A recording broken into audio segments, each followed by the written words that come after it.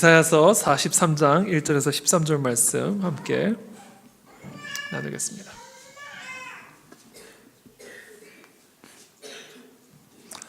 수요일자 말씀 저와 여러분들이 한 절씩 교독하겠습니다. 저부터 읽겠습니다. 야곱아, 너를 창조하신 여호와께서 지금 말씀하시느니라. 이스라엘아, 너를 지으신 이가 말씀하시느니라. 너는 두려워하지 말라. 내가 너를 구속하였고 내가 너를 지명하여 불렀나니 너는 내 것이라. 네가 물 가운데로 지날 때에 내가 너와 함께 할 것이라. 강을 건널 때에 물이 너를 침몰하지 못할 것이며 네가 불 가운데로 지날 때에 타지도 아니할 것이요. 대저 나는 여호와 내 하나님이요 이스라엘의 거룩한 이요 내 구원자임이라. 내가 애굽을 너의 속량물로 구스와 스바를 너를 대신하여 주었노라.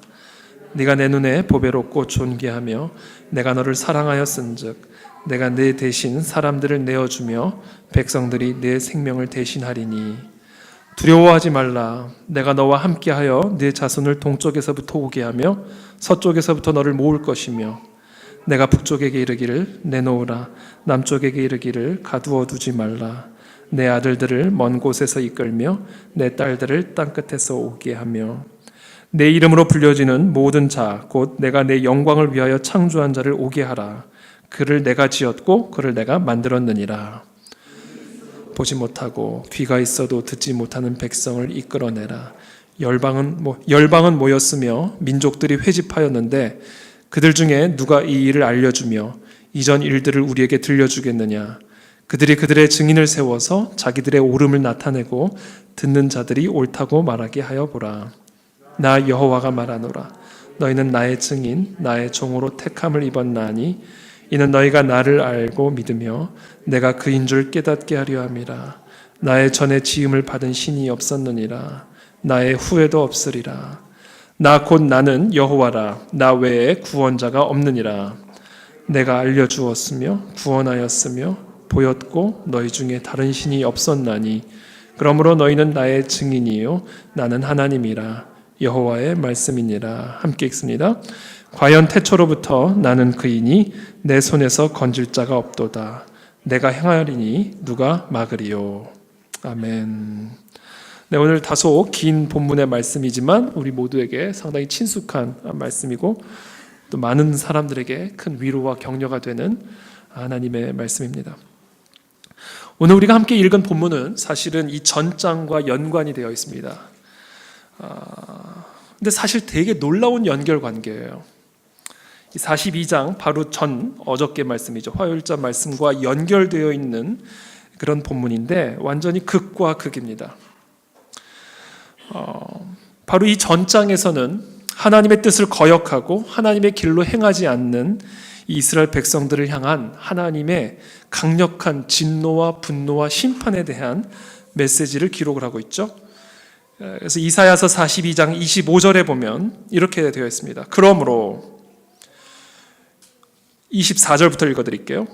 야곱이 탈취를 당하게 하신 자가 누구냐? 이스라엘을 약탈자들에게 넘기신 자가 누구냐? 여호와가 아니시냐? 우리가 그에게 범죄하였도다. 그들이 그의 길로 다니기를 원하지 아니하며 그의 교훈을 순종하지 아니하였도다. 그러니까 이스라엘 백성들이 하나님의 길로 가기를 거부하고 하나님 앞에 범죄함으로 그들을 이스라엘 백성들로 하여금 약탈자들에 의해서 탈취를 당하게 하셨다. 여기서 약탈자는 바벨론을 의미하죠. 그러면서 25절에 이렇게 말씀하십니다. 그러므로 여호와께서 맹렬한 진노와 전쟁의 위력을 이스라엘에게 쏟아부으심에 그 사방에서 불타오르나 깨닫지 못하며 몸이 타나 마음에 두지 아니하는도다. 자, 이와 같은 하나님에 대한 거역으로 말미암아 온 도성이 불타는 하나님의 심판을 받는 가운데에서도 온전히 깨닫지 못하고 회개하지 못하는 이런 이스라엘 백성들의 이 완악함을 보여주고 있습니다. 그러나 그와 같은 말씀을 바로 이어서 완전히 상반된 하나님의 말씀이 연결되고 있죠. 야곱아, 오늘 본문의 말씀입니다. 너를 창조하신 여호와께서 지금 말씀하시느니라. 이스라엘아, 너를 지으신 이가 말씀하시느니라. 너는 두려워하지 말라. 내가 너를 구속하였고 내가 너를 지명하여 불렀나니 너는 내 것이라. 놀라운 연결이죠. 이제는 너희는 완전히 끝났다. 너희는 이제 완전히 불타 재가 돼서 지구상에서 사라지게 될 것이다 로 연결되는 것이 아니라 하나님이 그와 같은 심판을 약속하고 예언하시면서 완전히 상반된 하나님의 말씀을 지금 전달하고 계십니다. 그게 오늘 저와 여러분들이 읽은 이 본문의 메시지죠. 오늘 하나님이 주시는 오늘 이 본문에서 가장 중요한 메시지는 사실 1절과 2절입니다. 야곱아 너를 창조하신 여호와께서 지금 말씀하시느니라. 이스라엘아 너를 지으신 이가 말씀하시느니라. 너는 두려워하지 말라. 여러분, 우리를 창조하신 분보다 더 권위 있는 분은 존재하지 않죠. 우리를 지으신 이보다 이 세상에 더 권위가 있는 분은 없죠. 그분이 지금 이 이스라엘 백성들에게 심판을 예언하고 계시고 진멸을 경고하고 계시는 이 하나님께서 이들에게 다음과 같이 이야기하시는 겁니다. 두려워하지 말라. 너는 내 것이라. 그러면서 2절에 이렇게 말씀하시죠. 네가 물 가운데로 지날 때에 내가 너와 함께 할 것이라. 강을 건널 때에 물이 너를 침몰하지 못할 것이며 네가 불 가운데로 지날 때에 타지도 아니할 것이요 불꽃이 너를 사르지도 못하리니 대저 나는 여호와 네 하나님이요 이스라엘의 거룩한 이요 네 구원자임이라. 자, 지금 하나님은 하나님의 백성들에게 물 가운데 지나가게 될 거라고 이야기하시고 계시죠. 불 가운데 지나가게 될 거라고 말씀하십니다. 물을 피하게 될 거다라고 말씀해 주시면 참 좋을 텐데, 불을 피하게 될 것이다 라고 말씀을 해주시면 참 좋을 텐데, 아니 물 가운데로 지나가게 될 거라는 거예요. 불 가운데로 지나가게 될 거라는 겁니다. 그것이 바로 전장에서 이야기하시는 내용이죠. 너희들의 거역과 너희들의 이 완악함으로 말미암아 나의 심판이 너희들에게 반드시 임하게 될 것이고 바벨론이라고 하는 약탈자를 내가 들어서 진노의 막대기로 내가 너를 치리라. 너희들은 물 가운데로 지나가게 될 거라는 거예요. 너희들은 반드시 불 가운데로 지나갈 수밖에 없다라는 겁니다. 그럼 물과 불은 뭐를 의미하죠? 물과 불은요, 저는 이 말씀을 묵상하면서 노아의 홍수를 떠올렸습니다. 여호와께서 사람의 죄악이 세상에 가득함과 그의 마음으로 생각하는 모든 계획이 항상 악할 뿐임을 보시고 땅 위에 사람 지으셨음을 한탄하사 마음에 근심하시고 이르시되 내가 창조한 사람을 내가 지면에서 쓸어버리되. 이것을 바꿔 말하면 물청소죠. 물청소. 물로 확 쓸어버리는 거예요. 물은 우리를 씻어주죠. 더러움을 씻어줍니다. 물심판입니다. 물심판. 근데 물은요, 더러운 것을 이렇게 때를 씻어줄 수는 있어요. 그러나 변화는 못 시킵니다. 그러니까 예를 들면 이런 거예요. 더러운 금이 있어요. 더러운 금. 이 금을 깨끗하게 해서 물로 확 하면 금 자체는 깨끗해져요. 그러나 금 안에 있는 불순물들은 씻음을 당하지 못하죠. 아무리 물을 부어도 이미 정해진 금의 모양은 변함이 없죠. 그래서 필요한 게 불입니다. 물 가지고는 안 되죠. 그래서 하나님께서는 이 하나님의 백성들을 더 자유케 하기 위해서, 더 행복하게 하기 위해서, 더 온전하게 하시기 위해서 우리를 병들게 하고 우리를 고통스럽게 하고 우리를 자유케 하지 못하고 있는 그 더러움으로부터 우리를 씻어주시기 위해서 물을 지나가게 하시기도 하지만 그와 동시에 물과 전혀 상극에 있는 이 불 가운데 지나가게 하셔서 우리를 녹이시고 그리고 녹아진 상태에서 그 불순물을 빼내시고 하나님이 원하시는 새로운 모양으로 빚어가시는 그와 같은 불 가운데로 우리를 지나가게 하시는 과정들을 허락하신다라는 겁니다. 그래서 하나님은 이 하나님의 백성들에게 너는 내 것이다. 내가 너를 지었고 내가 너를 창조했다. 너는 나의 영광을 위해서 너를 지었다. 그러니까 아무것도 두려워하지 말라라고 말씀을 하시면서 뭐라고 말씀하시냐면 물 가운데 지나가게 될 것이고 불 가운데 지나가게 될 텐데 그 시간에 아무것도 두려워하지 말라는 거예요.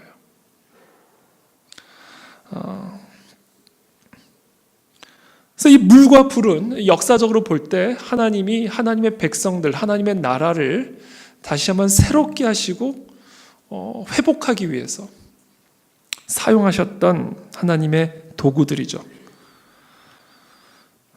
불, 소돔의 불심판이 떠오르죠.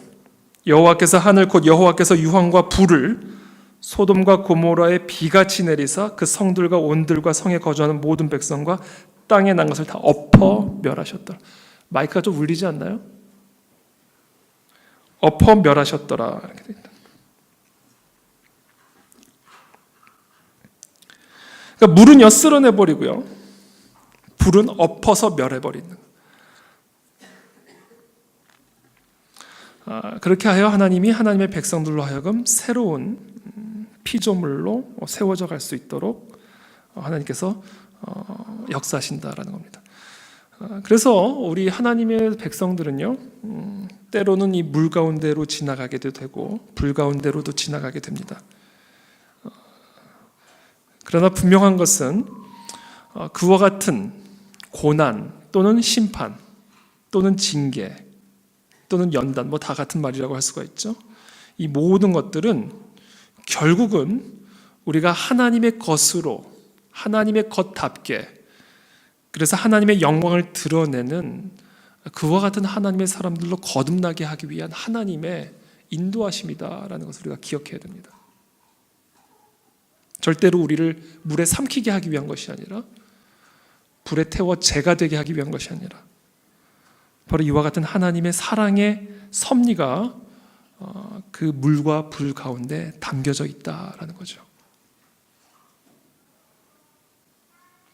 하나님은요, 고난을 통해 또는 이와 같은 연단의 시간들을 통해, 이와 같은 물과 불을 통과하는 과정을 통해 우리의 연약함을 걷어내고, 씻어낼 거 씻어내시고, 태워낼 거 태워내시고, 모양을 바꿔야 될 거 바꾸시는 이런 과정들을 하나님께서 행하시는데요, 크게 네 가지입니다. 일단 첫 번째, 우리는 고난을 통해, 이와 같은 물과 불을 통과하는 과정을 통해 나 자신을 바라보는 새로운 관점을 갖게 됩니다. 내 안에 있는 자존감, 자존심, 오만함 들이 태워지는 시간들이 되죠. 인간들은요, 자신의 삶의 흐름을 자기가 좌지우지할 수 있다고 하는 일종의 비현실적인 생각을 갖고 살아갑니다. 내 힘으로, 내 지혜로, 내 능력으로 뭔가 할 수 있을 것 같고, 흐름을 바꿀 수 있을 것 같고, 좌지우지할 수 있을 것 같은 그런 착각을 다 가지고 살아갑니다.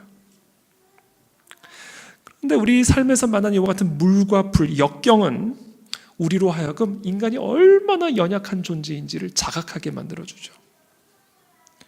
지금 내가 호흡하고 있는 것 자체도 하나님의 은혜가 아니면 할 수 없다라는 사실을 자각하게 됩니다. 한순간 우리 하루하루의 삶이 하나님의 은혜요, 하나님의 축복이요, 하나님의 돌보심 가운데 있다라는 사실을 아주 깊이 자각하게 만들죠.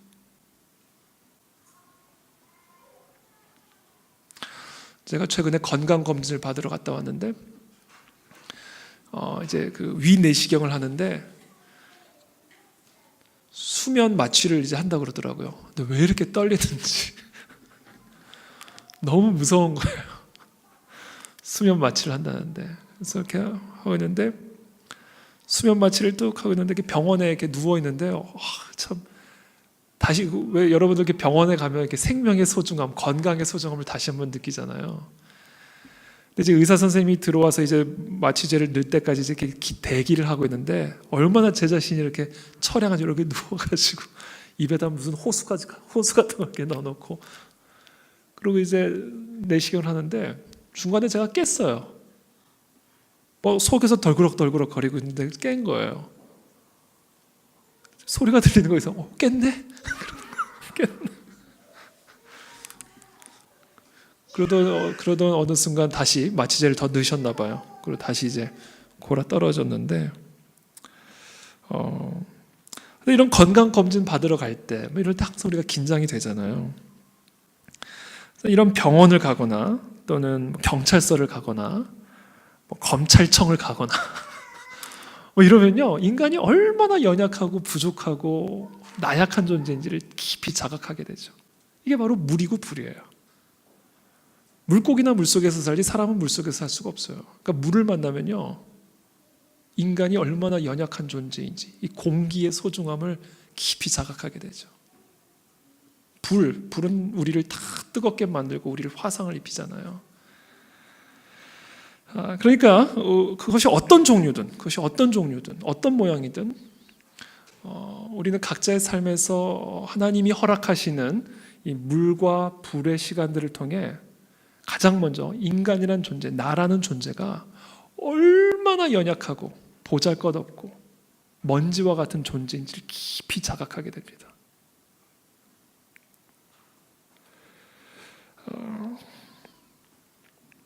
바닥이 드러나는 거죠. 바닥. 나의 완전한 바닥이 드러나는 거죠. 두 번째 축복이 있는데요. 고난은 이와 같은 물과 불의 시험들은 삶에 대한 우리의 태도를 바꿔놓습니다. 우선순위들이 조정이 일어납니다. 그동안 내가 너무 가치 있게 여겨져 왔던 것들이 사실상은 그렇게 가치가 없는 것이라는 것을 깨닫게 되고, 예를 들면 이런 거죠. 직장에 완전히 올인을 한 거죠. 세상의 출세와 명예를 위해서 완전히 일에만 전념을 하느라 가족도 내팽개치고 교회도 다 내팽개치고 그렇게 일만을 위해서, 성공을 위해서 달려갔는데 어느 날 명예퇴직을 받는다든지 어느 날 부도를 받는다든지, 이와 같은 물과 불을 만나는 순간 우리는 그동안 내가 무엇을 위해 살아왔나, 나는 지금 무엇을 위해 살아왔나, 내 삶의 우선순위와 가치관들을 다시 한번 점검하게 되는 계기가 되고, 정말 중요한 거였지만 그동안 사소하게 여겨왔던 것들을 다시 한번 이것이 얼마나 귀한 것이었는지를 다시 한번 깨닫게 되는 그 삶의 가치, 삶의 우선순위의 회복이 일어나게 되죠.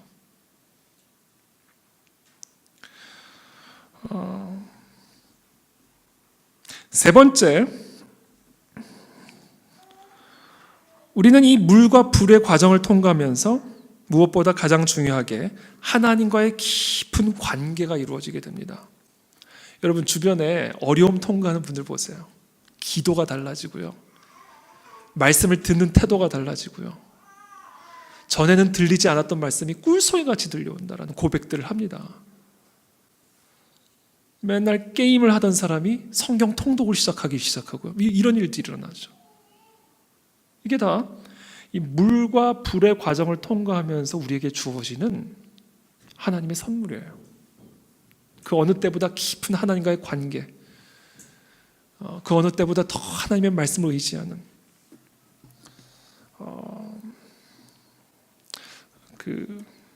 지금 언뜻 드는 예화가, 제가 전에 여러분들 다 고공 높은 데 올라가면 다 떨리잖아요.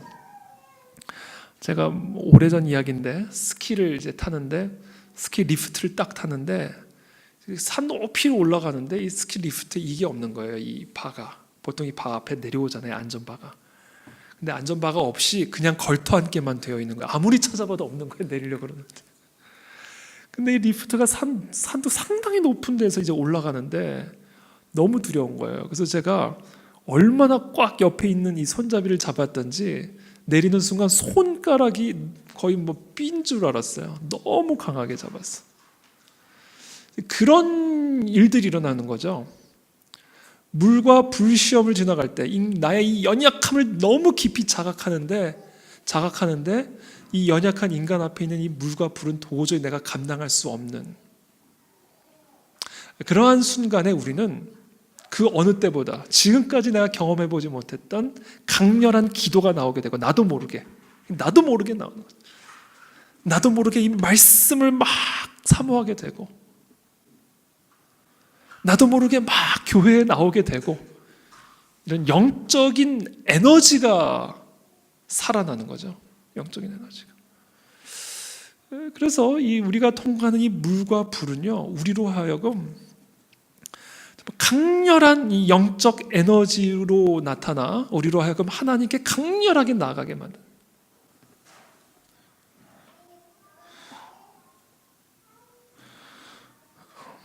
네 번째, 마지막 네 번째 주어지는 게 있는데요.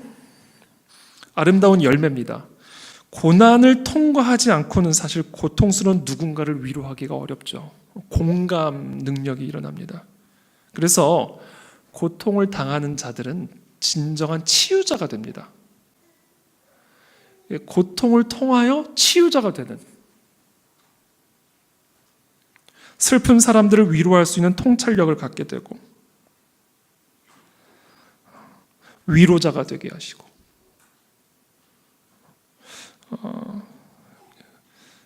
그래서 이것을 크게 세 가지로 정리를 하면 이렇게 됩니다. 우리는 이 물과 불을 지나가는 가운데 가장 먼저 첫 번째, 하나님과의 친밀한 관계가 회복이 됩니다. 기도와 말씀, 하나님을 바라보는 우리의 시선이 아주 강렬해지죠. 그래서 하나님과의 친밀한 관계가 우리 가운데 형성이 되기 시작하고요.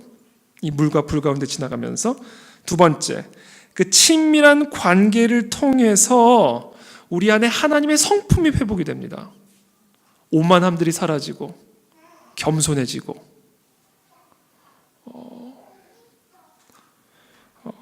세상 것들을 추구하던 마음들이 영적인 열매들을 추구하기 시작하고 삶의 가치관과 우선순위들이 변화되기 시작하고 다른 사람들에 대한 태도가 바뀌어지고, 그러니까 하나님과의 친밀한 관계가 회복이 되면서 하나님의 성품을 반영하는 성품으로 변화가 되어지는 그런 일들이 일어나죠. 그러면서 마지막으로 열매로 나타나는 것이 진정한 위로자가 되고 치유자가 되고 하나님의 사랑을 드러내는, 하나님의 위로를 드러내는 복의 통로로 세워지는 그런 역사들을 경험하게 되는 것이죠.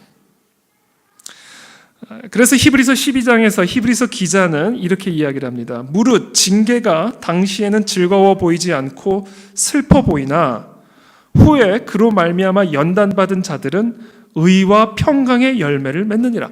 지금 여기서 이야기하는 의와 평강의 열매가 지금 설명드린 그와 같은 열매들입니다. 그래서 징계를 받고 있거나 이와 같은 물과 불을 통과하고 있는 분들은 다 슬퍼 보이죠. 힘들어요. 그러나 후에는 그것 때문에 놀라운 의와 평강의 열매를 맺게 될 것이라는 거예요. 그것을 하나님께서 약속해 주고 계십니다. 그래서 고난을 통과해본 분들은 한결같이 하시는 말씀이 있어요. 그때를 생각하면 참 힘들었지만 감사하다. 감사의 고백이 있습니다. 참 신비롭죠. 감사하다라는 고백을 해요. 감사하다는 고백. 저도 사실은 힘든 시간들이 있었는데 그때는 정말 제가 하루하루가 지옥 같았어요. 하루하루가. 아내가 제 얼굴을 보면 하루하루 매일매일 얼굴을 보고는 정말 제 얼굴이 완전히 다 썩는 것처럼 보였대요. 얼굴이 썩는 것처럼. 근데 그 시간들을 통과하는 과정을 통해서 하나님께서 참 제 안에 많은 또 변화들을 주셨고 또 선물들을 주셨던 것 같습니다. 그래서 그 시간을 다시는 경험하고 싶지는 않지만 그러나 참 감사한 시간이었다라는 고백을 우리가 할 수 있죠. 이것이 바로 우리 모두가 통과하는 이 물과 불 가운데 담겨진 하나님의 섭리고, 바로 이와 같은 섭리 때문에 하나님께서 우리들을 물과 불 가운데로 지나가게 하신다라는 겁니다. 이 히브리서 12장에서 이야기하는 이 연단받은이란 단어, 이 연단받은에 해당하는 헬라어 단어가 킴나조라는 단어입니다. 헬라어 단어 킴나조. 훈련장을 뜻하는 짐네지움이라는 단어가 여기서 나왔습니다. 킴나조. 훈련장. 그러니까 연단이라는 것은 이제 훈련장이라는 거죠. 이 몸을 강하게 단련하기 위해서 아주 꾸준하고 엄하게 훈련을 한다라는 의미를 갖고 있죠. 그래서 우리가 이 물과 불을 통과하는 이 과정을 마치 우리가 훈련장을 연상해서 생각하면 참 좋을 것 같아요. 훈련장에 가면요, 일단 일상복을 다 벗죠. 일상복을 다 벗고 운동복을 입죠. 운동복을 입으면 어떤 현상들이 나타나냐면 자신의 모든 결점들이 다 드러납니다. 양복으로는 완벽하게 감추었던 저의 이 베들레헴과 이런 것들이 운동복을 입는 순간 다 드러나죠. 한번 저도 그 퍼스널 트레이닝이라고 그러죠. 한 사람 딱 붙어가지고 이렇게 하는데 저는 제 몸이 그렇게 뭐 문제가 있는 줄은 몰랐어요. 근데 그분이 저를 딱 이제 이런저런 테스트를 하더니 뭐 체지방이 얼마이고 뼈가 여기에 비틀어져 있고 뭐 이거 제대로 하려면 한 몇 달은 훈련을 받아야 되겠다고 얘기를 하는 거예요. 그러면서 맛배기로 훈련을 시키는데요. 다리부터 찢기 시작하는데 죽는 줄 알았어요. 뭐 다리 찢고 뭐 허리 꺾고 뭐 난리도 아니었습니다. 거의 비명을 계속 들었죠. 으아, 으아, 비명을 질렀지. 우리가 아무 탈 없이 잘 굴러갈 때는 우리 인격과 성품의 결함들이 다 덮여져서 가려져서 눈에 잘 띄지 않아요. 그러나 우리가 훈련장에 들어가서 옷을 갈아입고 훈련관 앞에 서게 되면 무엇이 잘못되어 있는지들이 훤히 드러나게 되죠. 그리고 그 잘못된 부분들을 교정하기 위한 집중적인 훈련들이 들어가는 겁니다. 이게 바로 이 물과 불이에요. 킴나조, 짐네지움. 아주 혹독한 훈련, 딱 훈련관이 붙어가지고 사정없이 다리를 찢고 사정없이 반복해야 되고 그것이 바로 이 물과 불의 과정들이다라는 겁니다. 근데 여기서 우리가 한 가지 기억할 수 있는 사실은 바로 이와 같은 훈련관이 우리를 훈련시키는 그것이 바로 이 물과 불의 시험이라고 한다면 우리가 통과하는 그 모든 시험에는 한계와 목적이 있다. 한계가 있어요. 훈련관이 제 다리를 찢어도요, 정말 완전히 찢어버릴 때까지 저를 누르지는 않습니다. 회복이 가능한 수준으로까지만 찢죠. 그래서 우리가 정말 완전히 불에 태워질 것 같은 느낌이 들지만, 물에 완전히 삼켜짐을 당할 것 같은 느낌이 들지만, 그러나 우리의 훈련관 대신 하나님의 철저한 컨트롤 하에 한계가 정해져 있다. 한계가 절대로 넘지 않는 한계가 있다. 그러니까 우리가 안심해도 된다. 안심해도 정말 우리의 건강이 회복이 되고 우리의 영혼이 회복이 되고 우리의 성품이 회복되기에 정확하게 필요한 그 수준을 하나님께서 알고 계시고, 그리고 그 수준에 도달하게 하기 위해서 하나님께서 정해놓은 그 선까지 우리를 찢는 거다.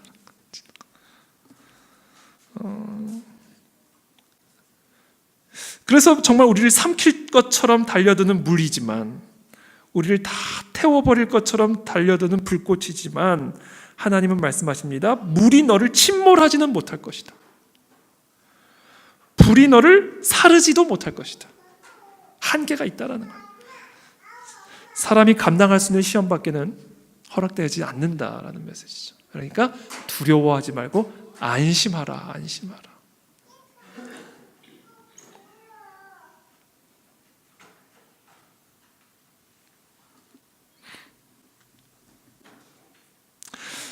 그래서 저는 지금까지 이제 두 가지 포인트를 정리를 하고 마지막 세 번째 포인트를 말씀드릴게요. 두 가지 포인트를 말씀을 드렸는데, 첫 번째 포인트는 우리가 물과 불을 통과하면서 우리가 하나님과의 깊은 관계가 회복이 되고, 그러면서 하나님의 성품을 반영하는 사람으로 변화되어지고, 그것을 통해 최종적으로 치유자가 되고 위로자가 되는 하나님의 복의 통로가 된다라는 것, 이것이 바로 물과 불 시험에 담겨진 하나님의 섭리다 말씀드렸어요. 두 번째 포인트는 그와 같은 목적을 가지고 우리를 물과 불 가운데로 인도하시는 것이기 때문에 한계가 있다. 한계가 있다. 한계. 우리가 감당할 시험 외에는 당하지 않는, 그래 안심하라, 두려워하지 말라. 물이 너를 침몰치 못할 것이고 사르지 못할 것이다라는 겁니다. 마지막으로 세 번째,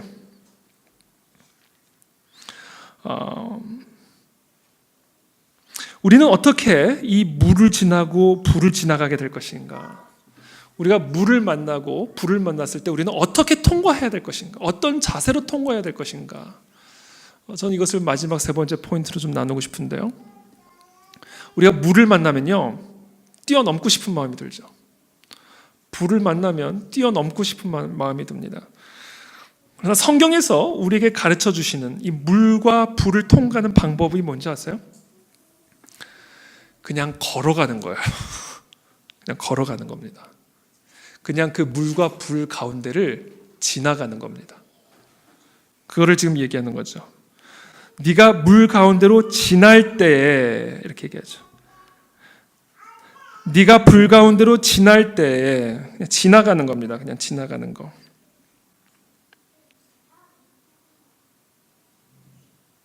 고난 앞에서 충격을 받죠. 놀라죠. 두려움에 얼어붙을 수도 있고. 그러나 그 모든 고난을 그냥 받으면서, 그 모든 물과 불을 그냥 받으면서 묵묵히 꾸준히 담담히 지나가야 된다라는 이야기예요. 그냥 그거를 그냥 지나가야 된다는 겁니다. 피할 수가 없다는 거예요. 그냥 담담히 지나가야 된다. 그래서 성경에서 이 고난에 대해서 설명하는 여러 은유 가운데 하나가 그냥 걸어가는 것, 지나가는 겁니다. 내가 사망의 음침한 골짜기로 다닐지라도, 다니는 거, 그냥 걸어가야 된다라는 거예요.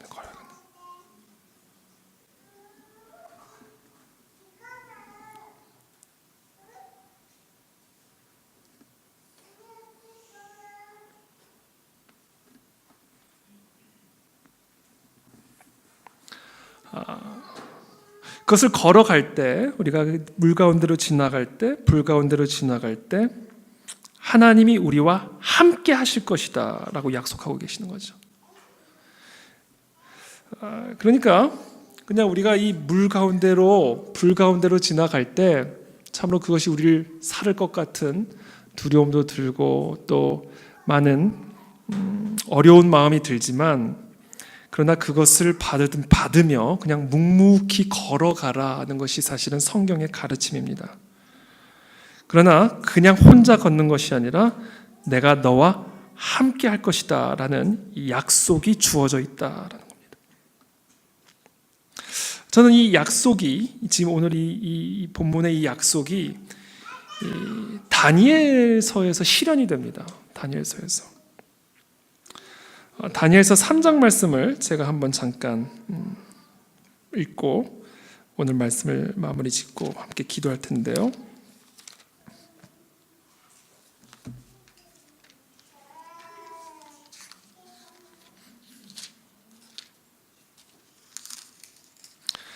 다니엘서 3장에 보면요, 지금 오늘 이 이사야서 본문의 말씀이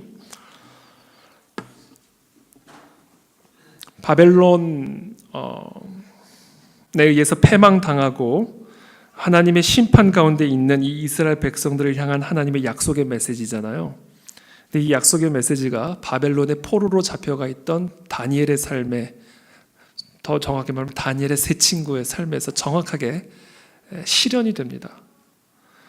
다니엘서 3장 1절에 보면 이렇게 되어 있죠. 느부갓네살 왕이 금으로 신상을 만들었으니 높이는 60규빗이요 너비는 6규빗이라.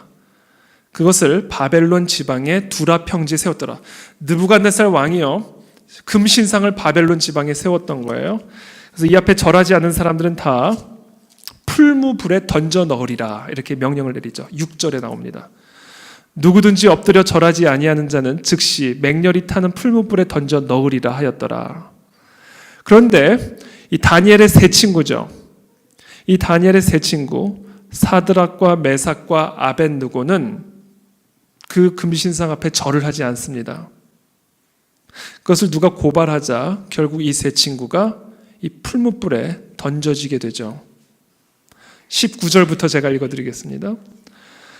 느부갓네살이 분이 가득하여 사드락과 메삭과 아벳느고를 향하여 얼굴빛을 바꾸고 명령하여 이르되 그 풀무불을 뜨겁게 하기를 평소보다 7배나 뜨겁게 하라 하고 군대 중 용사 몇 사람에게 명령하여 사드락과 메삭과 아벳느고를 결박하여 극렬히 타는 풀무불 가운데 던지라 하니라. 불 가운데로 들어간 거예요. 그러자 그 사람들을 겉옷과 속옷과 모자와 다른 옷을 입은 채 결박하여 맹렬히 타는 풀무불 가운데 던졌더라. 왕의 명령이 엄하고 풀무불이 심히 뜨거움으로 불꽃이 사드락과 메삭과 아벳느고를 붙든 사람을 태워 죽였고, 그러니까 이 세 친구를 태워 죽인 게 아니라 이 사람들을 붙들었던 사람들만 태워 죽였어요. 이 세 사람 사드락과 메삭과 아벳느고는 결박된 채 맹렬히 타는 풀무불 가운데 떨어졌더라. 그때에 느부갓네살 왕이 놀라 급히 일어나서 모사들에게 물어 이르되 우리가 결박하여 불 가운데 던진 자는 세 사람이 아니었느냐 하니 그들이 왕에게 대답하여 이르되 왕이 옳소이다 하더라.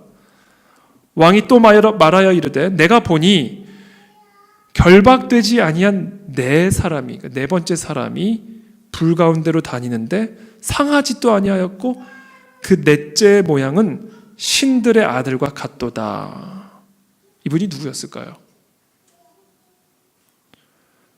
이 세 명의 친구들이 분명히 풀무불 가운데 던져졌는데 왕이 보니까 결박되지 않은 네 번째 사람이 보이는 거예요.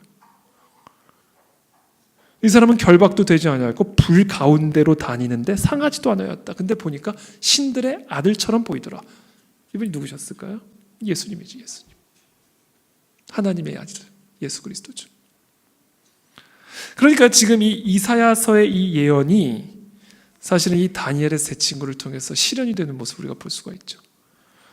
그리고 이 다니엘의 세 친구의 이와 같은 사건은 사실은 바벨론의 포로로 끌려갔던 모든 이스라엘 백성들을 향한 하나님의 어떻게 보면 예표이기도 합니다. 그래서 결국 하나님께서는 이 불과 같은 풀무불과 같은 여러 심판의 과정들을 통하여 결국 이들을 회복하시고 결국은 하나님의 무너진 성벽들을 재건하는 그런 회복의 역사들을 일으키시죠. 이것이 오늘 이 이사야서 43장이 우리에게 주시는 메시지입니다.